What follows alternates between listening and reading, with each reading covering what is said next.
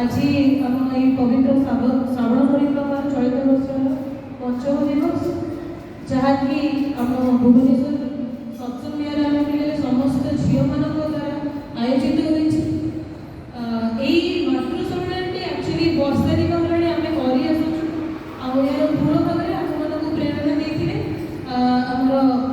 पायल दीदी अर्पिता दीदी और सागरिका दीदी जिते आम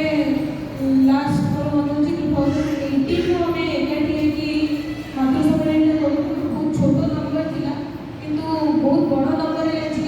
नंबरटा पहुँची तार पछरे बहुत अनेक जनकर हाथ अच्छी अनेक जनकर प्रेरणा अच्छी सर्वप्रथम समस्ते हमको बहुत प्रेरणा